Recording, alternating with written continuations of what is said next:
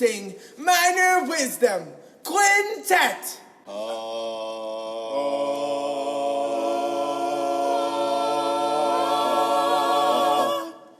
1, 2, a skidda-didda-doo. Minor Wisdom. This week I've got Jared Berry on from Houston ISD, one of the largest districts in the entire country, and the largest district, I believe, in the state of Texas. So he's got a big task ahead of him. He is over all of theater in that district, which not every school has theater, but enough schools have theater to make it a heck of a job. And he's over their curriculum. He's a heck of a curriculum writer. Came from the middle school world, taught many years in middle school, but has just kind of an extremely positive outlook to things, extremely positive vibe. I don't think I've ever seen Jared frown or have a bad day for as long as I've known him. He's just always just a heartwarming individual to get to know, or he is a heartwarming individual to get to know, and is always just a heartwarming guy to see at the different events that we have around the state of Texas. And then just being a local guy, I get to see him even more often at some of these teacher pedagogy parties that are thrown by Mr. Stuart Savage. Anyway, this has been probably one of the most, if not the most stressful week of my teaching career, and I'll tell you why. I had a student that was unable to perform in our show, male student, and he was the lead. He was our Nick in our Great Gatsby, and he was unable to perform. And so we replaced him with our Wilson. And the kid that replaced him, we knew going into this, if he's our utility man, he can do anything. And we knew that even though we found out the Friday before the week that we opened, Thursday, that he could take this on. And that student did exactly that. Memorized an entire show. And if you know anything about The Great Gatsby, or the script version of The Great Gatsby, the character of Nick is on stage practically the entire show. It's not about Gatsby. He's on stage quite a bit too, but not nearly as much as Nick. And so it was a big role to fill. Well, because of just the way that our show is blocked, and the 2 dance numbers that we have in it, yes, it is a Gatsby party, it was decided to put me into the show. And let me tell you, this is the first time I've ever been in a straight play. I am 37 years old. I've never been in a straight play. I've only been in musicals.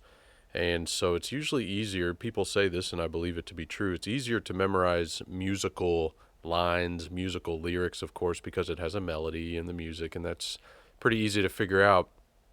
I have had the worst time trying to memorize lines this entire past week, and it has been a heck of a fun time for my students. And my students ask me if I'm nervous to perform, and I'm not nervous to perform. I rarely get nervous to actually perform. What I get nervous of doing, or why I get nervous, is because I don't want to let anyone down. And so when I was with Straight No Chaser, I would get nervous before shows because it wasn't me. I was confident in my ability, but I knew that if I did anything wrong, I'd be letting those guys down, and they were my family. They were my brothers. And it's the same with my students. They're not my family. They're not my brothers, but they're my kids, man. They are the ones that I try to instill life lessons and teach theater, of course, and just we have a good time. And if I let them down, that would crush me. And so our opening night came and went, and of course I didn't get all my lines right, but I am working with some just amazing students that luckily their responses, their lines that they have are meant to cut me off, which is perfect because they see me floundering, and they can see the sweat dripping off my brow.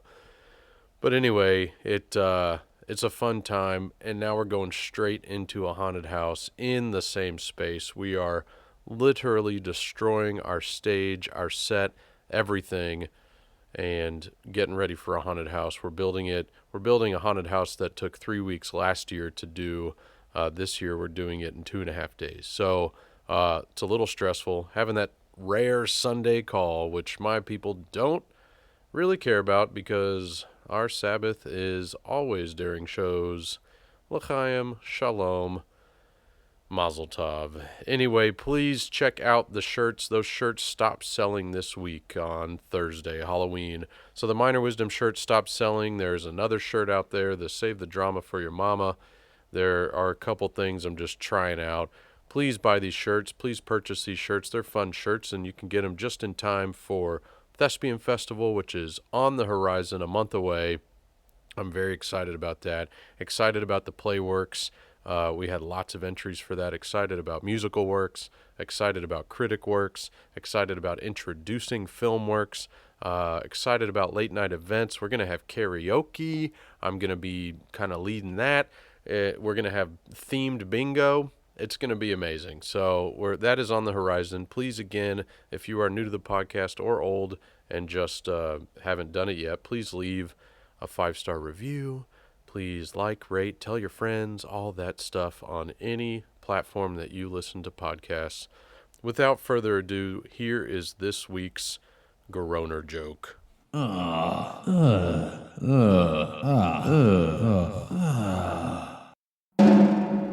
Just in time for Halloween. What's a skeleton's favorite musical instrument? The trombone.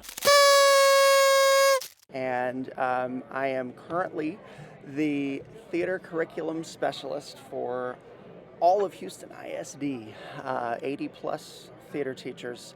And it's a joy of a position to have, it really is. I love being able to help teachers out, answer questions, go to their campuses, see the work. It's an incredible gig to have. My background, I got started with theater when I was 5. Yeah. My mother enrolled me in a class at a recreation center in Columbus, Ohio, where I'm from, with a wonderful guy named Chuck Schlegel. Chuck was this incredible combination of patient, brilliant, just a wonderful guy to be around and learn from. I didn't know what a big deal he was in the Columbus theater scene until I was in high school. And I went to see a show at one of the local theaters, and there was his name. He'd been the set designer. I found out that he was the director of some wonderful theater in town, and pretty much everybody in the Columbus theater scene had worked with him at some point. So yeah, got started that way, and then grew up doing theater in high school. I went to Bishop Watterson High School in Columbus, I make sure to mention them because when this podcast comes out, I'm gonna tag them and retweet them. They've been their current director has been very active on social media and getting the word out about the great stuff they're doing. Sure. And it's been I think it's a great school to be an alum of it. I had a great time there. I went to Wright State University in Dayton, Ohio for my undergrad, and I started out as an acting major and switched majors during my sophomore year. They had told me during my freshman year at Wright State, I remember the head of the acting program, Rocco Dalvera, telling me, he said, Jared, you might be a director.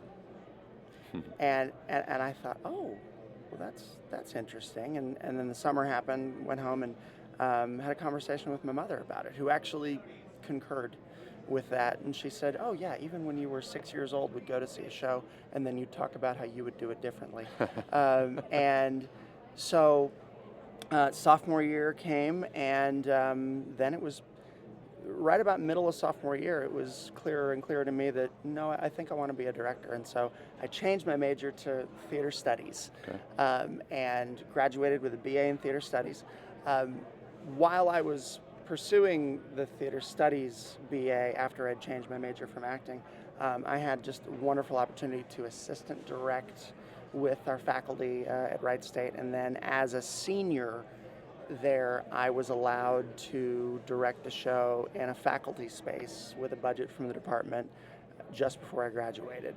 Directed a production of The Taming of the Shrew, and to have a department budget, to have a show that every acting major had to audition for, along with a musical that they were casting, and then haggling with a faculty director who was casting a chorus line, and I'm casting Taming of the Shrew, and we're having auditions at the same time, and we're sending notes to each other on trading people and stuff, which I'd seen faculty directors do, and now I got to do it. Yeah. That was incredible.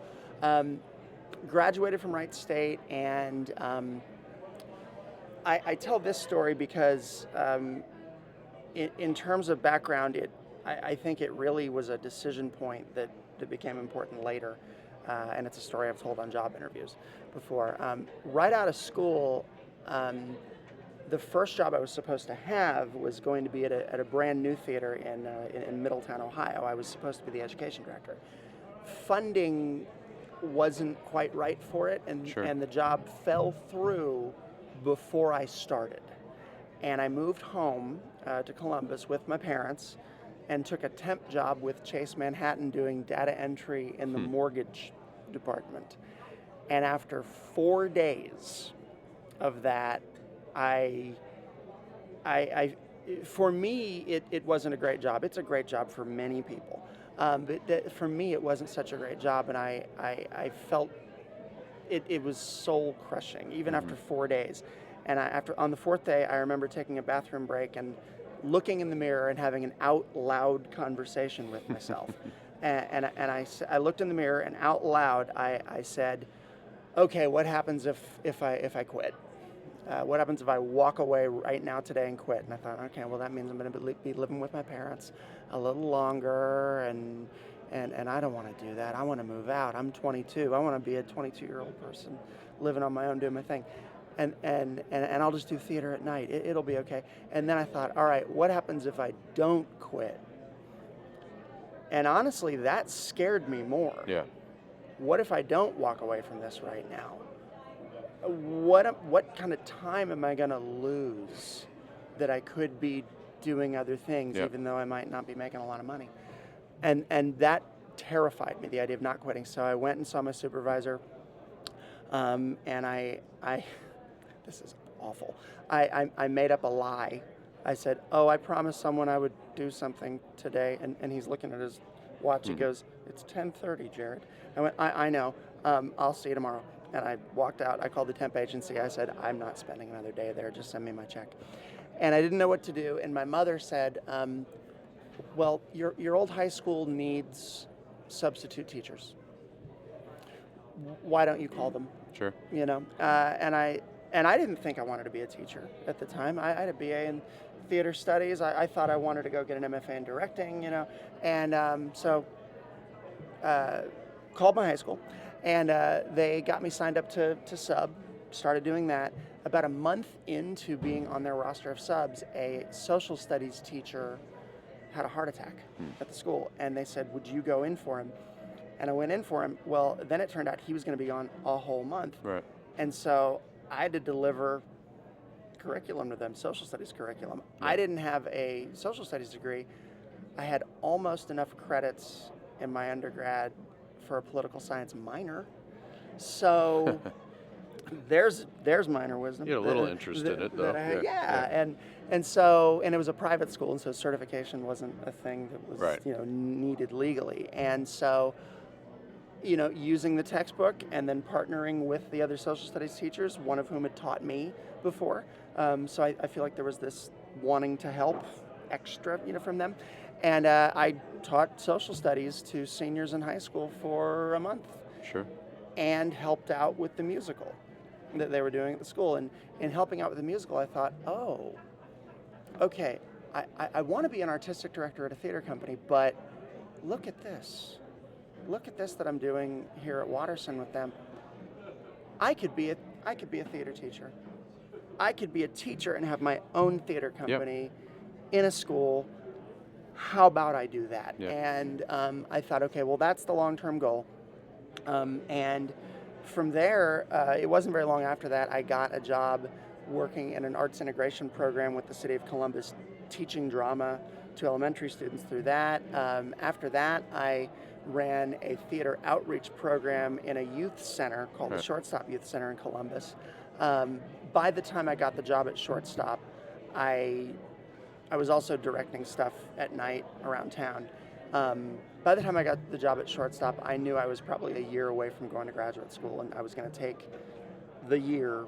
I told myself a year at Shortstop, and I said I'm going to take the year to apply and visit and those things, and yeah, ended up getting into Emerson College in Boston, and got my master's in theater ed from them. My student teaching was in the UK. I taught at Shenfield High School in Essex. Was that through Emerson? It wasn't through Emerson. I found that on my own. Okay. I contacted the British consulate in Boston in September of '04. I had just come back from a summer in Europe, and I'd been in the UK a few days, and I thought, I could live here. That'd be fun. This is great, yeah. And I contacted the British consulate in Boston, and they said, oh, here's a link to the Times educational supplement where every teaching job in the UK is listed. At the time, on any given day, there were, something like 1,000, 10,000 jobs? No, it was something like 1,000 teaching jobs not filled. Wow. And they were regularly importing, people from other countries to go and teach in their schools. Right. At the time, under Blair's Labor government, it was easier to do what I did. What I did is not possible now, according to their laws. But the job was open at a school in Essex, and it had been advertised long enough that they could use non-European economic area and non-EU citizens. They interviewed me, did over the phone in October of '04, and checked my references, and before I knew it, I was committed to going over for at least 8 months. Wow. And my student teaching and my master's project were done at the school. I'd done all the classwork at Emerson I needed. And 6 weeks after arriving, I'd agreed to stay another year. And then in July of '06, left there, and then I moved to Houston. Wow. Yeah. That's cool. So yeah, a bit of a long background before you. No, that's cool. I didn't know that part about about London. Yeah. No, that's, And I don't know if you'll keep all of it. Oh, but I'm it's, keeping all of it. I appreciate it. That's the point. Yeah, I think it's a good story for anybody who is maybe just out of college and maybe wants to find their place. Yeah, and I mean, there's something to be said about there is a place. Like, yes. There are a lot of college kids that are scared. Yes. Come April because they're realizing, oh my gosh, I graduate and I don't have a plan. Yeah. But there are things out there. I mean, just the idea of how you said, and I know it again, you said with the caveat of it's not necessarily possible as easily possible or as readily possible now today in 2019, but there's a possibility to be able to do something like that, to go teach abroad, even if it's not in the UK. There are lots of these English-speaking schools that want us to come over because we speak English. All over the world. I actually turned down an opportunity to go to Bangalore, India in 2009. Okay. I'd been at Pin Oak in Houston about 3 years, and I was thinking about doing the international thing again. And there's tons of international opportunity if somebody wants to do that. But really, as far as finding a niche in the theater world or the education world or both, I'm a big believer in if there's a will, there's a way. Yeah. And I want to. I mean, I would literally get this tattooed on me, but the saying "passion pays." Yes. So that's what I was thinking about that when you were talking about working at the bank. About how you were worried about how you're going to make money. You're not going to get paid as much. Yeah. But you had the passion. Yeah. And you had the drive, and that's ultimately what's going to pay you. You might suffer for 6 months. You might have to figure out how to just eat ramen noodles, but but that passion eventually will pay you. Yeah. And I'm a big believer in that. So, Truth. Because Yeah. if you don't like what you're doing, Absolutely. other people will know that, and, Yeah. and it'll be detrimental. So, Yeah. yeah. So, first question is, how close were you to Touchdown Jesus? I don't remember how close Wright State is to Notre Dame? No, to that big thing that's coming out of the pond or out of that man-made. Oh my goodness! Down the highway, down the interstate, you see that massive. On 70. Yeah. Yes. Because I lived in Cincinnati for a couple summers, so when we would go to the airport, Yeah. CVG was so much more expensive Yeah. to fly out of, so you'd drive to Dayton, Yeah. and fly out of there, and you'd Yeah. always pass the massive Oh, my Jesus that got goodness. struck by lightning a few years ago. Yes. But yeah, I remember hearing that. Yeah. but anyway, I went past that numerous times. Numerous I times. just remember seeing that thing and being like, man, just a project. That was a Yeah. massive art project, is what that was. It gets your attention. I It mean, definitely gets your attention. I think of it. It's a lot like the Sam Houston statue Yeah. on, Oh, on absolutely. 45. Yep. Going up, you have to look It's a at landmark too. It's Yeah. like you kind of know, okay, I'm almost there, that kind of thing. Yeah. So some curriculum questions. So Yes. what now that you're kind of running a curriculum department for a number of high schools and middle schools and elementary too. Yeah. Large number elementary. Yeah. What is something as a now supervisor that if you were to step back into the classroom, you'd be like, I'm going to make sure I check these boxes because I've been able to see this from all of these different sources. What a great question. Is there something that Yeah. kind of sticks out to you, or a couple things If that might? I went back into the classroom, Yeah. oh my goodness. If I've actually, this is something I've thought about a lot. Like, what if it were me in that role? Right. And I sometimes when I'm watching a teacher, I have to remember they're not me and I'm not them. Yeah. There are things they can bring that I can't do. Sure. And we must help them find what it is they can do that nobody else can do, so they can own that. Yeah. You know. But if I went back into the classroom, I think now that I've been not only in this position, but previous to this, I was in campus administration for 2 years. Sure. I think the first thing I would make sure to do is it would be my goal to be the most patient teacher in the building. I've been doing a lot of personal reflections lately on times where I wasn't patient. Right. With students, with myself, with other people, and I don't know what it is. Maybe it was turning 40. That's weird coming Yeah. from you, because you come across as a very level-headed, like just kind Yeah. of patient individual. So appreciate that. yeah, but Well, and there are times when I am real patient, but I don't know if it's turning 40 a couple of years ago or Sure. what. But there's been a lot of me remembering lately Yeah. moments when I wasn't patient, moments when I should have been, and it's largely isolated moments, which I'm kind of glad of.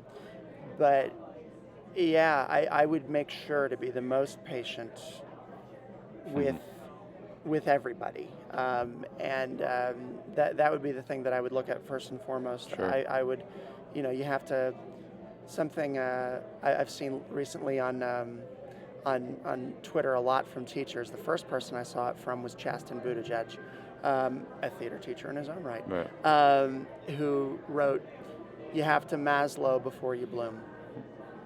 interesting. Okay. It's important that students' needs are met before you're going to, want them to do this wonderful theater game or learn this curriculum about how to build this or how to or how to draw on your emotions to make this happen. So yeah, it would be first and foremost. It would be social, emotional, and immediate needs of the students would be what I would be all about. Yeah. And I think I would also know. I would take advantage of the fact that I know about compliance. There are things I've learned about in my admin training. For example, FERPA. Yeah. The privacy law when it comes to Yeah. education, which HIPAA for schools. I didn't learn about that until I got my administrator certification. And That was the same. yeah, Yeah. it's the kind of thing that I think classroom teachers really should know more about. It shouldn't just be on the administrator to call them out when they when they violate it. Right. Make sure they have proper And training. usually it's innocently. It's you know Yes. they're not meaning any sort of malintent. You know they're not meaning Right. to be cruel. Yeah. Right. Yeah. Another one is, and I think theater teachers know about this a little bit, even if they can't name the Supreme Court case, but administrators are taught about the Hazelwood case, which has to do, which is where the community standards form for UIL comes from. Right. The principal or the superintendent can indeed censor something that is school sponsored. Now, you still must work with the publisher Sure. to make sure that they're all right. And if Howard Sherman is listening to this, I can hear him getting ready to tell me. I met him yesterday. Used to run the American Theater Wing, and now he works to fight censorship of theater in the professional world, the community theater world, and now secondary schools. Okay. And the stories that man can tell is incredible. What a pleasure it was to meet him. Good. I spoke to him about Holy Day. Okay. He and I shared that yesterday with him. But yes, I think knowing the compliance, knowing a bit more of the laws and those things, knowing what I am more aware of what the board in my district expects. Yeah. So much more than I was when I was in the classroom. So I think taking advantage of that. I think I would be a very effective fine arts chair of a campus, Right. having been in this role, if I were to go back in the classroom. So, yeah. That's good. And then seeing all these, so not every campus has theater in HISD. Correct. And no, I'm not talking about Not just yet. elementary. Yeah. No, I know Yeah. that's kind of one of your goals. Oh, here, yeah. Where, like, what besides financial reasons, are there restrictions that you're trying to get past to sort of enrich these schools? Is Right. it, and I don't want you calling anybody out. I don't need you naming names, but is it? Are you finding that it's more of an administrative issue? It's literally just a community issue that community is just not created to support the fine arts, whether it be theater or just band or anything. Because I know some don't have bands as well.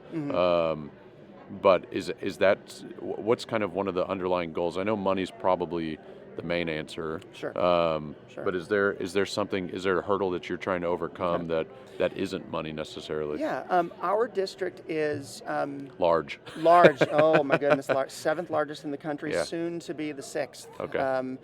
Our former superintendent, Richard Carranza, would remind us of that, Yeah. that we were close to becoming the 6th. I think, and it's a decentralized district Sure. as well too. So meaning that when it comes to fine arts, the principal of the campus is allowed to decide what fine arts Yeah. are present. Our department, our fine arts department, discovered through our research that there were 37, this was last year, there were 37 elementary campuses that didn't have any fine arts teachers At on all. the campus at all. Now, Texas Administrative How many Code- elementaries are there? Sorry to interrupt. Oh, how many elementaries are there? I'm going to, off the top of my head, It's in the 80s, isn't there it? are elementaries in elementaries in HISD total. We've got something like 130. Oh, it's even higher. Yeah, Okay. about half okay. our okay. campuses Okay. are All right. that. Many of them are close to each other, Right. too, Right. which I think it's a benefit. So we discovered 37 elementary schools that had nothing at all. Now, Yeah. Texas Administrative Code says that in elementary school, from kindergarten to 5th grade, students must get the TEKS Yeah. for theater, visual art, and music. Yeah. It does not, but it's really broad on, in terms of certification, who can deliver teaches that, those yeah. TEKS. Classroom teacher can deliver, a classroom teacher who is a generalist, who teaches them English, math, science, and social studies, can also Sure. legally teach them theater, music, and visual art. Kelsey Kling, if you're listening, I hope I got that right. I think I did get it right, because we have people who are certified as generalists that are teaching fine arts all day Sure. in our campuses. Now, we discovered 37 that had no one. My boss, Wendon Sanders, Fine Arts Director for Houston ISD, took that to the superintendent and her cabinet, and he said, we have 37 that don't have anything, and he talked about Texas Administrative Code. And what our wonderful superintendent said was, okay, let's fix that. Sure. She said, we can't fix it in one fell swoop, but we're going to start in 2019, 2020. All 37 of those campuses are getting a fine arts Right. teacher. Right. And then she went to her financial people and she said, find me $1 million and we're going to get them 20,000 or so in supplies Sure. to start. So after we did that, 3 elementary campuses, the 3 elementary principals said, could we have theater? Huh. So they worked with us to Yeah. get 3 theater teachers hired. And they've got 3 wonderful people working at Franklin Elementary School, NQ Henderson Elementary School, and Seguin Yeah. Elementary School. These schools went from having no fine arts at all, and now each of the 3 has a wonderful theater teacher in them. And they all got $20,000 or so of supplies Sure. to start them with. They're all getting lighting upgrades and sound upgrades. They've got storage, some play libraries that Sure. that went to them to start them off, and they are part of our focus of support. Now, as far as what may be in the way of making sure that every elementary, middle, and high school in HISD has theater, I think because we're decentralized, what needs to happen is the communities that don't have them need to be in a position to see the benefit. Right. That's been happening. Yeah. And I'm wonderfully proud to report Both. that, since our department has come into being, and when I say that, what I mean is before I had my job, It's strengthened. It's, it expanded yeah, largely. yeah. It used to be one person Yeah. that was the curriculum manager for fine arts for the whole Yeah. district. Walter Smith, wonderful guy, did the very best that he could Right. in his limited capacity. And then what they did was they expanded us to have a fine arts director, to have one person for theater, Right. one person for dance, 2 people for visual art, 2 for music, 1 for arts integration, a grants coordinator, Right. and an administrative assistant to keep us all in line. Imelda, I love you very much. Very Oh, much. so there's the Imelda. That's There on she Facebook is. about that. Yeah. Anyway. Yeah, she's fantastic. Yeah, Love okay. her to pieces. And so now that we've expanded, how we are, we can do research on those things and help out a little more. Since we've come into being in the form we're in, there have been 2 years of RIFs, reduction in force Sure. in Houston ISD due to sending money back to Austin, Right. because we are in recapture, and property taxes and some other things. So we've had RIFs for 2 years in a row. Well, despite the RIFs, theater has grown Sure. in elementary, in middle school, and in high school. In all 3 of those, and I've got a handy dandy chart somewhere showing the growth. Yeah. Over the course. 28 people teach in middle school right now. We had 20 when I first got the job. Yeah. It's elementary has grown as well, like I say, as is high school, and we're immensely proud of that. I think what has been happening is principals are talking to each other, Yeah. and they're bragging on their theater teachers, and they're seeing the work and they're seeing the benefit. We're also a district of choice. Right. Our district owes its legality to that. It's what our, and I was a magnet coordinator at school, so this is Yeah. something I can speak to as well. Anybody who's zoned to, anybody in HISD doesn't necessarily have to go to their zone campus. They can Correct. apply to another one. You experienced that Yeah. as a PVA graduate. Yep. Were you zoned to Welch? I was zoned to Welch, Okay. zoned to Sharpstown. Right. Attended Welch. I did go to Welch, Yeah. and thank God, because 'Cause Beyonce Gail. went there. Oh, Oh, yeah. yeah, Oh, yeah. yeah. Sure. Gail. Beyonce. Yeah. Whatever. Was Allison Bricker there when yeah. you were there? Yeah. You know Allison? So yeah, I know Lori. I mean, I was Lori Bricker. Yeah. Our families are real tight, and her, I want to say, her cousin Liz Smith. Yeah. Who. Anyway, yes, we're all very tight. I mean, that's the Jewish community too. Yeah. We were all raised together. Allison is my sister's age. Okay. Yeah. So they were a lot closer than Yeah. than she and I were. But yeah, I know. Yeah. Allison was the social worker at Pin Oak. Okay. When I was there. When you were there. Okay. Yeah, she's a Yeah. good friend. Yeah, I like Allison a she's a lot. great social worker too. Yes. My sister's a social worker, so they Yeah. have that in common as well. Oh, but wow. Yeah, so she's been up in Santa Fe though, at Santa Fe High School. Oh, yeah. So helping them and Oh. But it's been she's had a great experience up Your there. sister's So doing yeah, great work. yeah. Yeah. She's putting a lot of miles on her car. I believe it. I believe it. But but the work she's doing there. But yeah, is so wonderful. I experienced that though, the choice, because I almost did not go to Welch, but because of, and I love Gail Silver. I mean, I owe Me too. my life to her, but love you, Gail. because of Larry Dogschlager, Yes. who was at Welch at the time and had this Humphrey School background because Yeah. he was doing tuts. Yeah. He's the reason I actually stayed and went to Welch, and now Larry and I are great friends. He's Great in interview Vegas he now. did with you. Yeah. So, Yes, I heard but it. he's teaching in Vegas now. After finally getting his degree and then getting a master. I mean, the guy's incredible. But but then I went to school and experienced Gail Silver. Yeah. And so one of the things I wanted to ask you about, because when I went there, it was in the 90s, it was mid 90s when I was at Welch.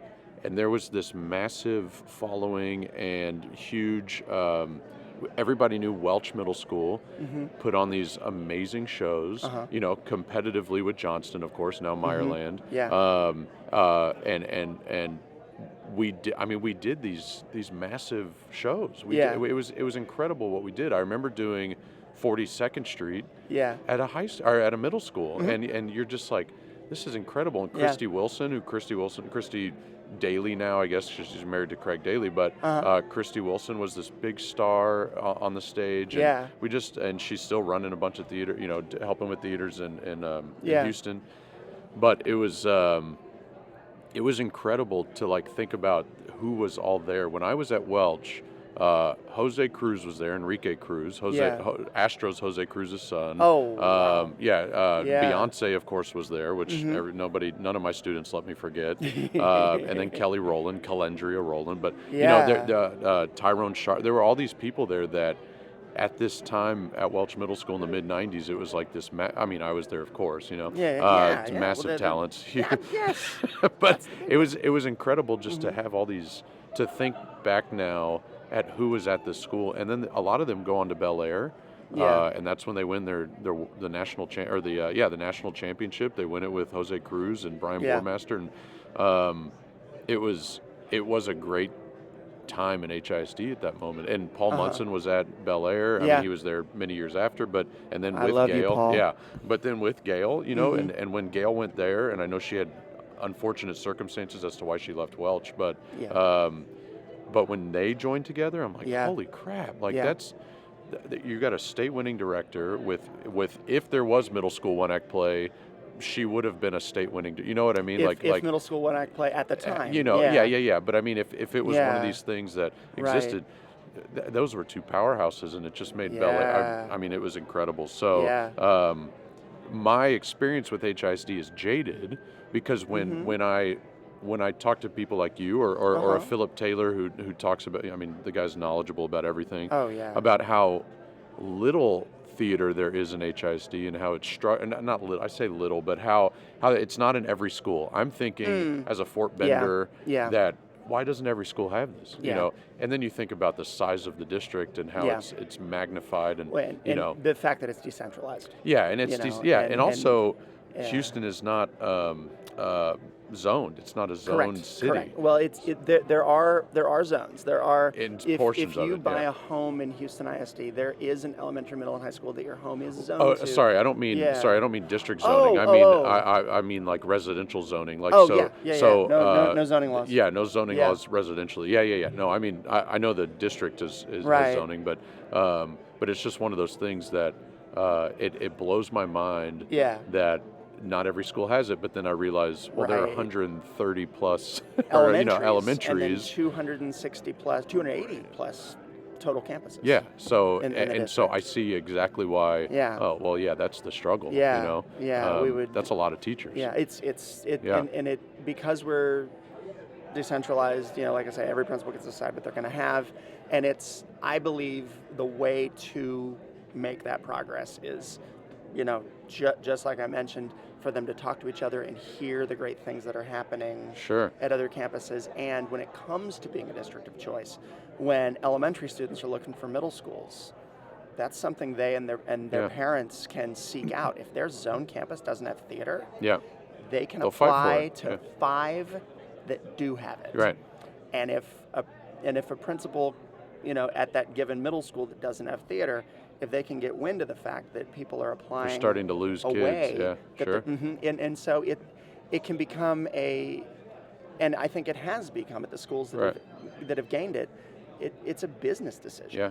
To add it. So of the schools that do have theater, and I know this is a level thing, elementary is different than middle than high, how do you keep those schools equitable? How do you fairly kind of, because in Fort Bend there's a big push, and I know it's less schools, but there's a push to keep everybody equitable so that if little Johnny leaves school A because he's going to live with mommy now and he's going to school B, they're not missing out. It's not like they're walking into a different environment and it's completely different. Sure. There are going to be some differences, obviously, but how do you keep those schools somewhat level, knowing full well that that's going to be a struggle to keep that? We have a district written curriculum for them. And well, I will say this, because we're decentralized, one thing that a lot of people in Houston ISD will tell you is that a beauty that they celebrate is that the campuses are all different. Sure, yep. Johnny, if you're going from campus A to campus B, there's a lot of things over here that exist here that you wouldn't have gotten. To have. Sure. And so it's going to be the way they sell that to Johnny and his parents is it's going to be embrace the difference, embrace the change, embrace the difference, embrace the new. Yeah. Okay. Yeah. That's a good one. I wasn't raised in the UIL world, but one thing thing I love about the UIL world, and one thing this is one reason I didn't enjoy the Katy experience of UIL. I mean, trust me, working under Pam Wilson was an experience I hated and enjoyed. But one thing that had nothing to do with her was that almost all of our performing arts centers were the same. Yeah. So the Katy standard, I think they call it. Sure. Yeah. So you went from zone to district to, at that time, area, and you never the stage never changed. You might have gone to a different school. And the students know where things are operated. But one thing I love about it, I love the home field advantage idea. Like, if we're going to perform at Katy High School, those kids should have a little bit of an advantage, and I think that that's okay. Yeah. But then when everybody advances, now we're heading off to Cinco Ranch High School, which has a completely different space, and I want a completely different space because I want my kids adapting and figuring out and troubleshooting. Sure. I love the heck out of that element. So whenever we in Fort Bend, we've hosted every year. We're hosting again this year. I love hosting because that's all we did at HSPVA. So Bob Singleton made me turned me into a robotic UIL when I play host. I just know how to do it. But one thing I like is when we advance out of Dulles, my kids are shocked. When they go to another school because they not only have been rehearsing on the same stage, then they're performing for zone or district on that same stage, and then they walk into a new space. We went to Ridgepoint a couple years ago, which the stage is the size of this table that we're sitting at. It's very small, but nobody knows that about Ridgepoint because Ridgepoint is the quote-unquote wealthy school. But then the kids walk in thinking they're going to have fly systems and moving lights and LED, and then they walk in and the stage is super compact. And I'm like, yep, let's go. Let's set up our set. And I enjoy that. I like that. Funny story about that, actually. It was the last year before UIL had gone to 6 conferences. And for our 5A contest, we were doing it at Madison High School's old building.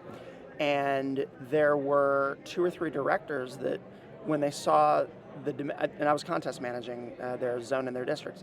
And when they got the dimensions for the stage, there were 2 or 3 directors going, that's too small. That's not going to work. And then one of our very smart directors said, well, wait a minute. The dimensions at State was at UT at the time. Was it Bass? One of our very smart directors went, well, actually the dimensions at Bass smaller are just a few inches larger than what we're going to deal with at Madison.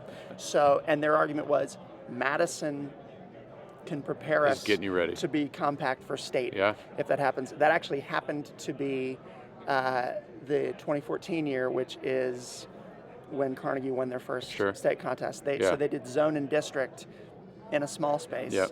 and then went to, at the time, by district wasn't a thing, and then they went to area Sure. at San Jac and region at a larger space, Yep. and then had to, because they'd had the experience at Madison, they knew Yeah. how to compact it Yeah, back so down. right or wrong, because I've never been to state. I mean, I've seen state. I've never competed at state, but with Pam, we went to region a couple times. But one thing that at Dulles that I've adapted, or not adapted, adopted, is the idea that the set's going to be more central, Yeah, and that we'll just eliminate lighting areas to if we're on a larger stage. Yep. And that way, if we have to go to a smaller school Yeah. or smaller stage, everything's already central. Yep. And we just figure out lighting, Yeah. because lighting can easily adapt. Yeah. Enough about all that boring education stuff. What I want to, so you went to Wright State. correct. You didn't go to Ohio State. Nope. But you're sitting next to your red I jacket do, right now. yeah. Well, I'm from Columbus Right. originally, and when you grow up in Columbus, The Ohio. Sorry, I Yeah. didn't say the Ohio State. love I that. apologize. Ohio State. So when what- when you what- grow up in Columbus, it's the law. So, yeah, You have but to I be a mean, Buckeye like, fan. do you wear that at Wright? Like, is Do there I a wear that weird? at Wright State? I have not worn that at Wright State, Right. but it wasn't a secret when I went there that I was an Ohio State fan. And I'm State- assuming you're not the only one. Oh no, Yeah, not yeah, at all. yeah, Wright State yeah. doesn't have a football team. They have basketball though. They do have That's how basketball. people know about Wright State Yeah, because and- in the March Madness. And I'm when assuming, Wright yeah. State plays Ohio State in basketball on those rare That's a big- occasions, I root for Wright State because that's an Okay. alma mater. Well, and Yeah. Ohio State's Yeah. fairly or unfairly not really well known for basketball. They had what's his name a few years ago. Well, in the '60s, they had John Havlicek and, Well, and let's those not hold guys, on. That's like me holding on to Phi Slama Jama. which is fine. I think that's fine to hold on Or like to. right now we're sitting in Dallas and they're still celebrating their Super Bowl Oh. victories from the 90s, but whatever. Tom Landry Uh, is a saint here, and he should be. yeah, you know. but Troy Boy, as my mother-in-law calls Troy Aikman, just loves him. But so it wasn't super awkward Yeah. to be the Ohio State, a Buckeye fan at Wright State. Not at all. No. Not at all. It was it's just one of those things. But the thing is, I did take over one of the summers between sophomore and junior year, between junior and senior year. I took a class at Ohio State Okay. in the summer. So I can claim. Did you get a ring? I did not get a ring, but I can claim alumni status. And Do they send you anything in the mail to should. pay for an alumni I association? used to be a dues-paying member to the Houston chapter of the Yeah. Alumni Association, and I would get some things in the mail every once in a while. My parents are both graduates of Okay. the Ohio State. My Okay. dad has his undergrad from there, and he has his master's in educational administration from Xavier University Okay. in Cincinnati. Yep. My mother has 2 degrees from Ohio State. Okay. My aunt has her undergrad and her MD. She's a Right. medical doctor from Ohio State Right. as well. Right. So there's a lot of family connection to it that way. We at UH we would always say, of course you bleed red, right? I Yeah. mean, we all bleed red. Everybody Yeah. bleeds red. So go Cougs, right? That's right. But That's then right. Rice would come around and say, well, blood is blue before it hits the oxygen. Anyway, That sounds like something smart-ass Rice would people. say. Yeah. Last couple things. Sure. I would be remiss if I didn't ask you about wrestling. Oh, please. Yeah. Yeah. So I sat I'm not here. as up on it as you Well, are I know, in but the contemporary. so for Yeah. the 2 people that listen, the one of the fun Hi, Jay. Hi, Jay. Yeah. Hi, Jay and Julio. And Stewart, 3 people. Yeah, he listens.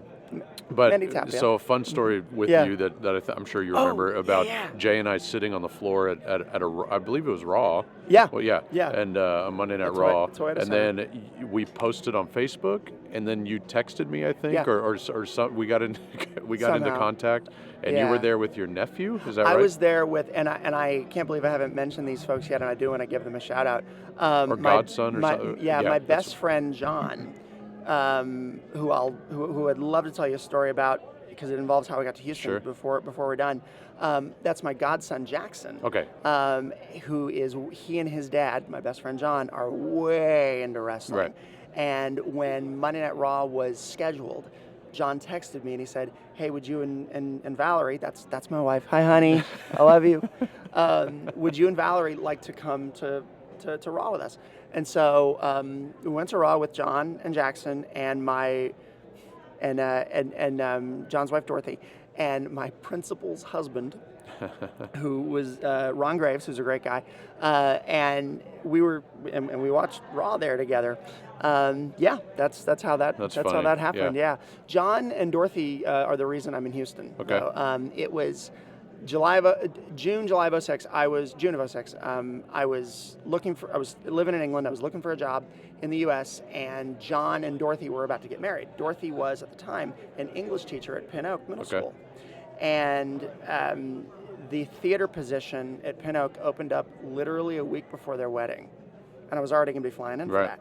And so John texted me internationally, and he said, theater position at Dorothy's school is open. The principal is going to be at our wedding. You should apply for it. And so I applied for it. Well, John was actually on his way to another wedding where the principal was going to be, and he spoke to the principal at that wedding, and the principal said, well, why should I hire your friend? And John went, so we can hang out and drink beer. And so sent my resume to the principal, and then principal writes back to me. I fly into Houston on a Thursday. I interview for the job on a Friday. The wedding is on Saturday. I talked to the principal a little bit more at the wedding reception. My mom and dad were attending the wedding as well.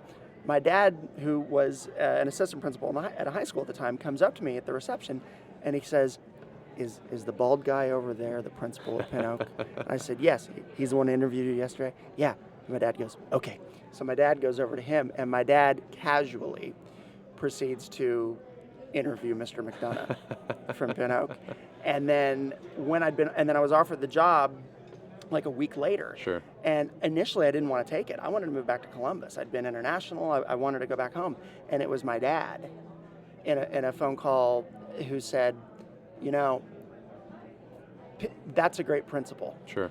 And, you move to Houston, you're going to have John and Dorothy there. Right. And, you're a couple hours plane ride away if you do that. So he said, it's really a good situation. And he said, I think you may want to reconsider Houston. And so that was the thing that John and Dorothy sort of gave me the in and gave me the opportunity. Right. And then, through them that happened, but then it was my dad that convinced me. Right. And I'm eternally grateful that he did, because it's been such an because now you don't have winter. That's right. Yeah, golf in February. If you can do it. And so when I go back to Columbus Thanksgiving time, oh my goodness, there've been some where it's just been brutal. And I tell them, you don't have to live in this. Yeah. You could. Yeah. Follow me to freedom. Yeah. Be away from winter, guys. So. Yeah. Well, thank you, Jared. Thank you, Blake. Minor Wisdom.